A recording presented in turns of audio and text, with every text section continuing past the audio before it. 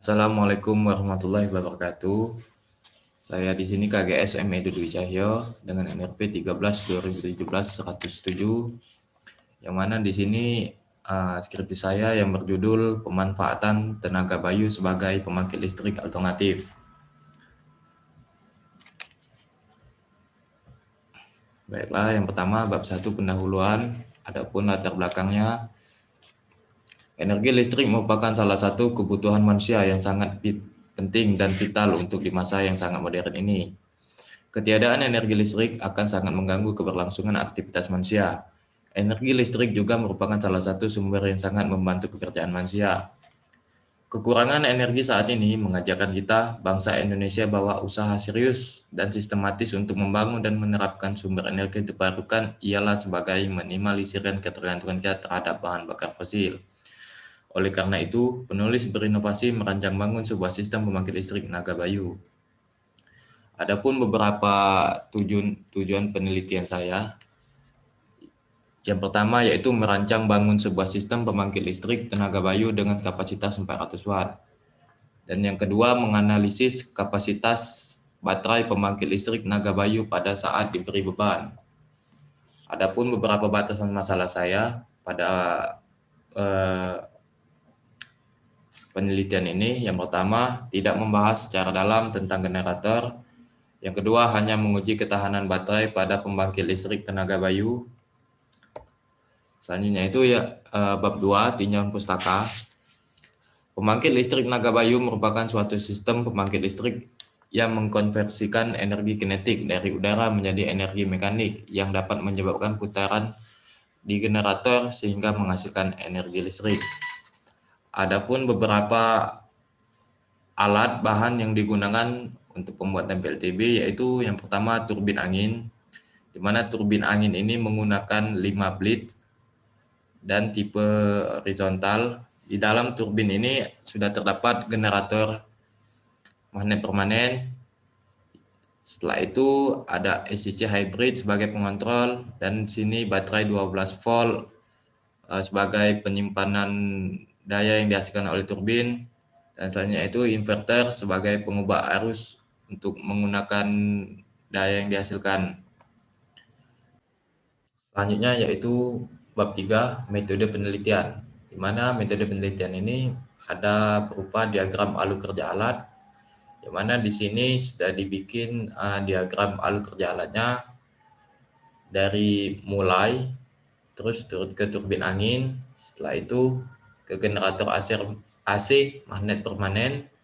Jika turbin angin berfungsi, angin dapat, maka langsung turun ke generator AC, setelah itu turun ke SCC hybrid. Setelah itu hasil dari generator ini disimpan di baterai 12 volt. Lalu jika ingin digunakan daya yang dihasilkan, maka disambungkanlah ke inverter agar arus yang dihasilkan disimpan di baterai dapat digunakan. Berikut merupakan diagram pengawatan. Di sini terdapat turbin dan generatornya, lalu SCC hybrid, dan di sini ada baterai, inverter, KWH digital, dan bebannya. Selanjutnya yaitu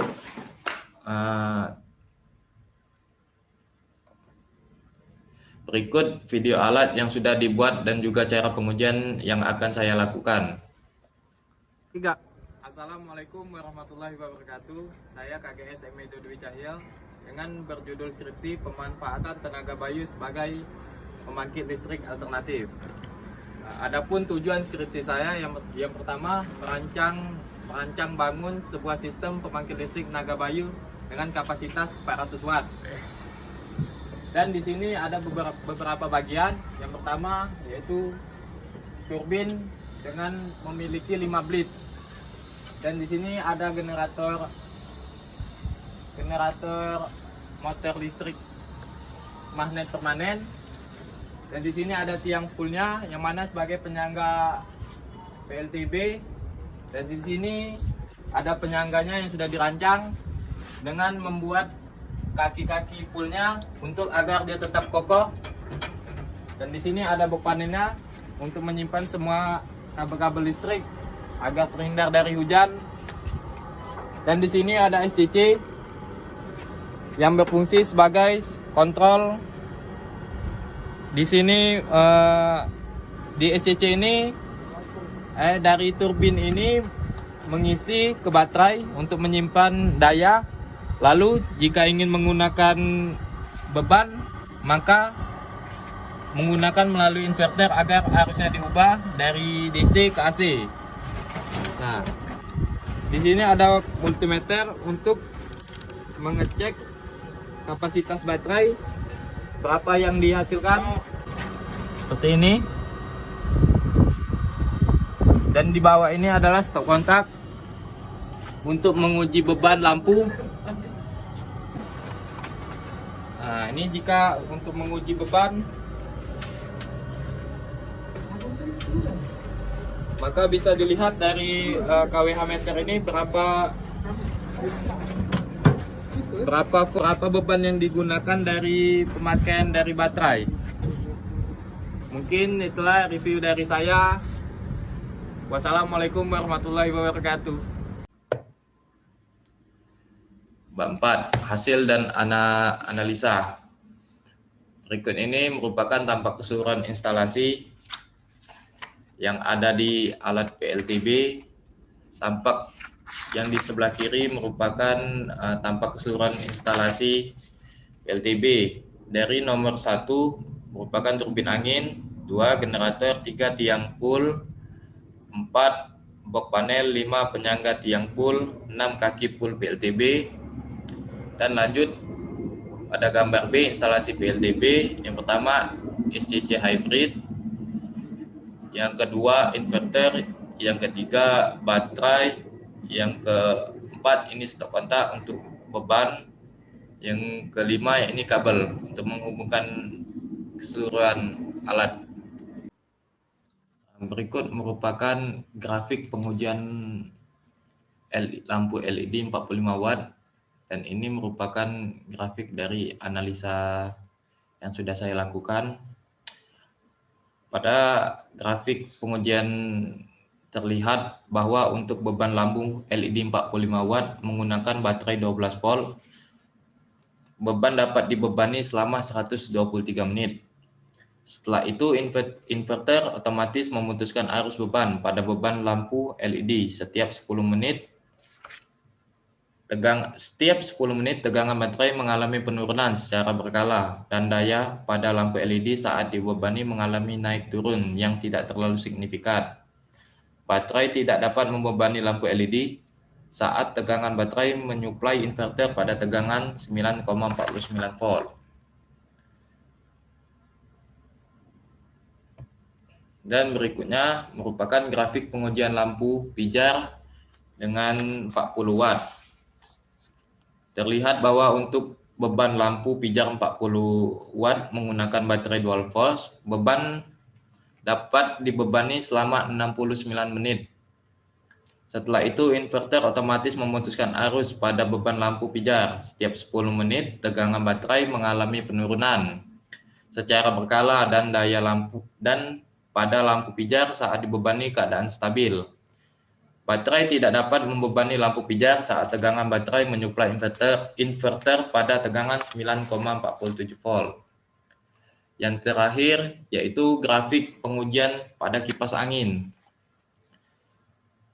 Pada grafik ini terlihat bahwa untuk beban kipas angin 45 watt menggunakan baterai 12 volt, beban dapat dibebani selama 1 jam 45 menit. Setelah itu inverter otomatis memutuskan arus beban pada beban kipas angin. Setiap 10 menit tegangan baterai mengalami penurunan secara berkala dan daya pada kipas angin saat dibebani keadaan stabil. Daya pemakaian beban stabil dinilai 41 watt. Setelah 1 jam 45 menit baterai tidak dapat membebani lagi. Bab 5 yang terakhir yaitu kesimpulan. Ada 2 kesimpulan yang dapat disimpulkan. Yang pertama, bahwa alat dapat digunakan pada dataran yang tinggi dan tanpa hambatan, agar turbin dapat bekerja dengan baik dan juga dapat menghasilkan energi listrik. Maka angin yang dibutuhkan harus di atas 2 menit per sekon. Pembangkit listrik tenaga bayu ini juga merupakan salah satu solusi pembangkit alternatif untuk masyarakat yang mencari penghasilan di daerah persungaian yang jauh dari listrik. Yang kedua, pada pengujian alat dengan beban, pengaruh kapasitas baterai sangat mempengaruhi kemampuan pembangkit listrik tenaga bayu untuk mensuplai beban. Semakin besar kapasitas baterai, semakin baik kemampuan pembangkit listrik. Baik, terima kasih. Itulah presentasi dari saya. Saya akhiri. Wassalamualaikum warahmatullahi wabarakatuh.